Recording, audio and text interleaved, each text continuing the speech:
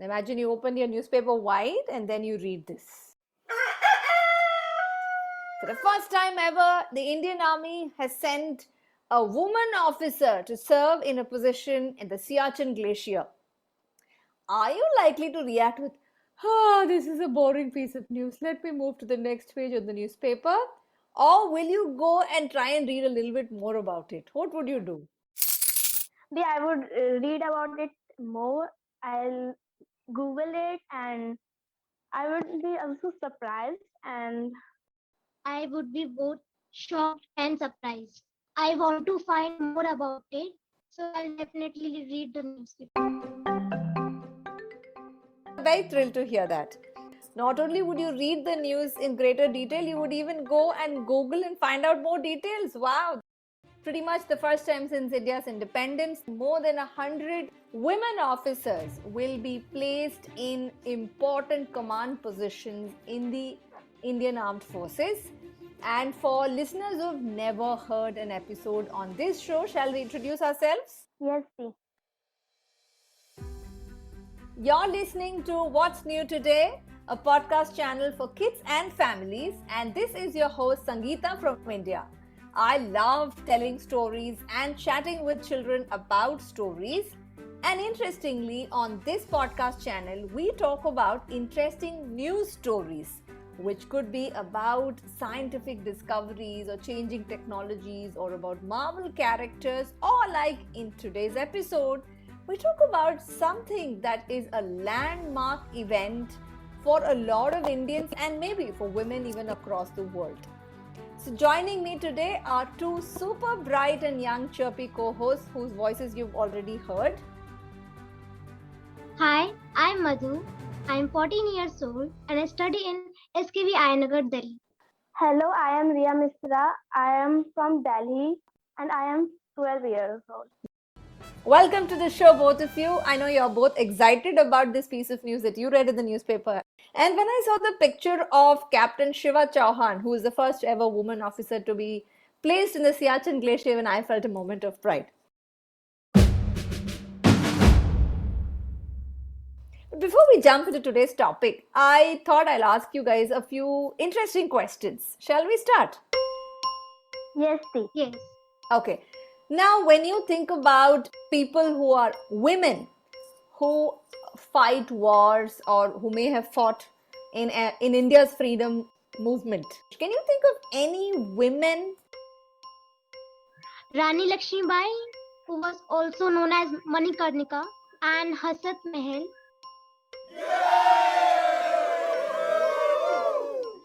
Riya, what name comes to your head amongst the men warriors? Subhash Chandra Bose and Bhagat Singh. Bhagat Singh, yes, absolutely. Awesome. Second question. When you think of a group of lions, right? Imagine there's one group of lions fighting against another group of lions.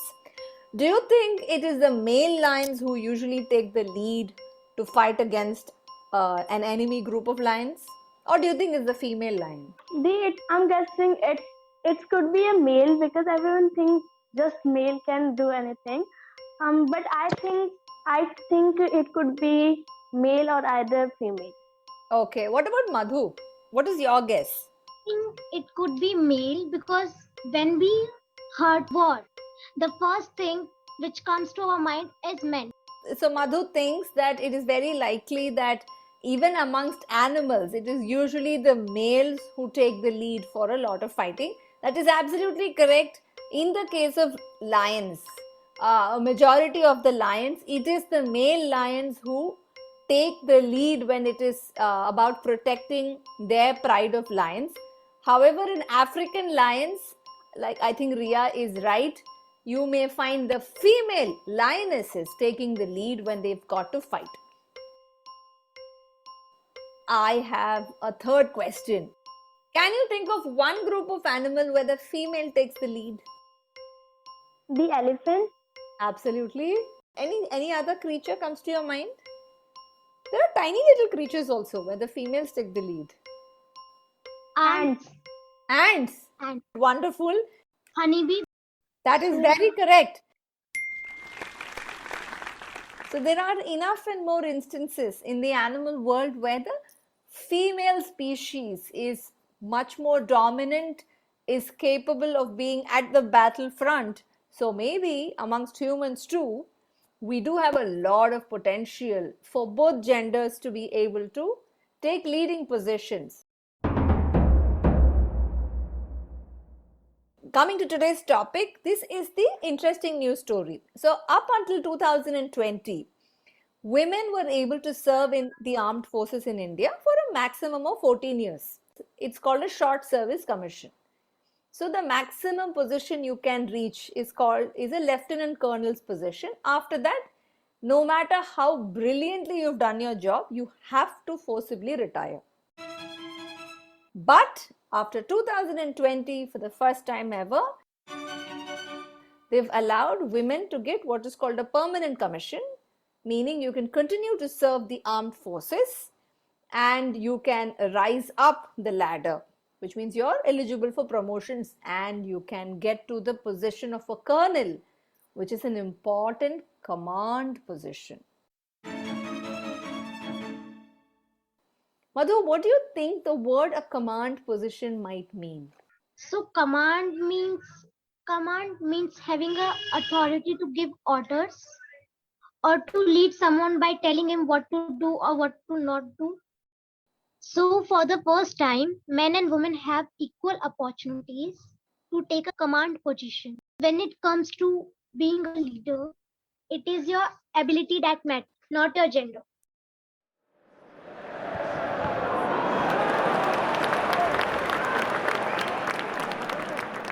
Brilliantly explained. Riya, can you think of movies in any language that you have seen which show officers, male or female, in the army or the armed forces? Yes, the Borders, Kargil, Uri, Persa, Permanu. Wow, that's a lot of movies you've just listed. Okay. Do these movies show women in a command position? No. Okay. Can you think of movies or web series which show police officers? Delhi Crime. And that has a woman in the lead, right? Yes, the Madam Sir. C. I have not seen these. C is also a web series. Which Yes, language? English. And in all of these, do they show men or women in leading positions as police officers? In all of these, females are commanding. Wow.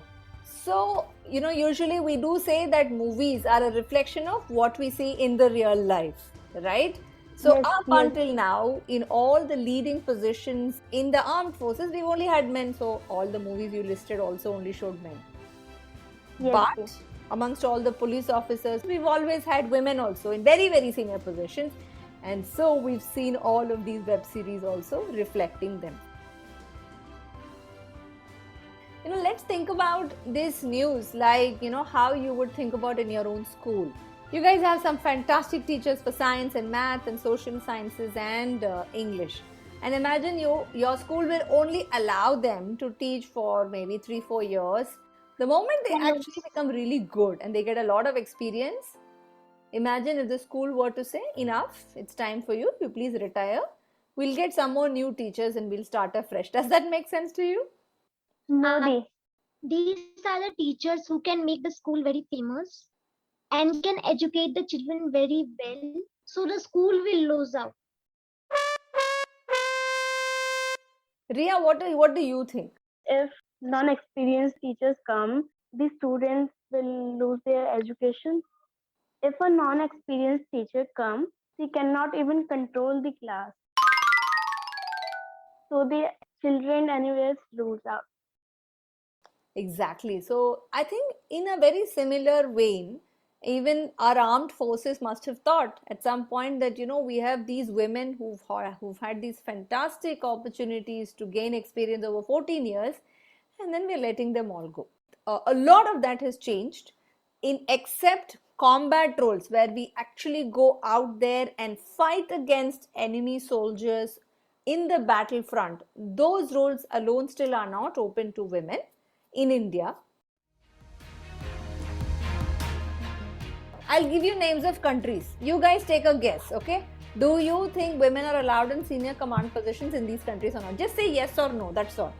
Okay. First, USA. Yes. Yes. Yeah, that is true. In the US, women are definitely allowed in senior command positions and even in combat roles, in fact. What about a country, tiny little country called Israel? Maybe no. No.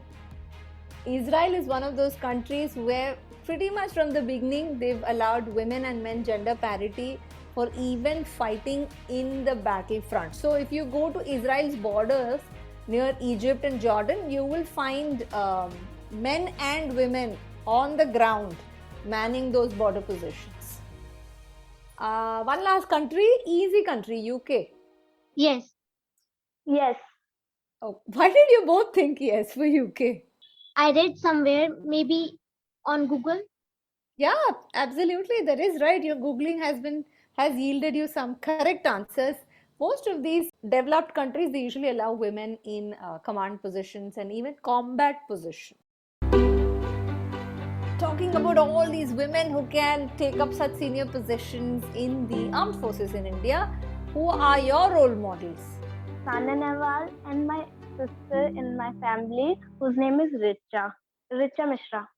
Sana Nehwal was the first badminton player who won the Olympic medal for India. I am good at badminton and I want to become like her. And my sister Richa is an IAS officer and I want to become an IAS officer and I want to do something for my country. Wow, that's such a lofty aspiration, and I really wish you the very best. Madhu, who is your role model? Malala Yousafzai. Malala Yousafzai, what a lovely role model. Okay, tell me about her. Why you like her so much? Living in Pakistan, she took a big step to give right of education to girls. And by doing this, she got shot in a bus by Taliban. Thank you, Madhu. And with that, we move to the next interesting part of this episode. Do you know what that is? Quiz time! Let's see how well you listen. Question 1, this one is for Madhu. Until recently, women in India were only allowed to be taking up a short service commission in the armed forces. For a maximum period of how many years could they serve? 14. The second question, this one is for Riya. Can you think of any one creature out there in the wildlife where the female takes up a leadership position? Elephants.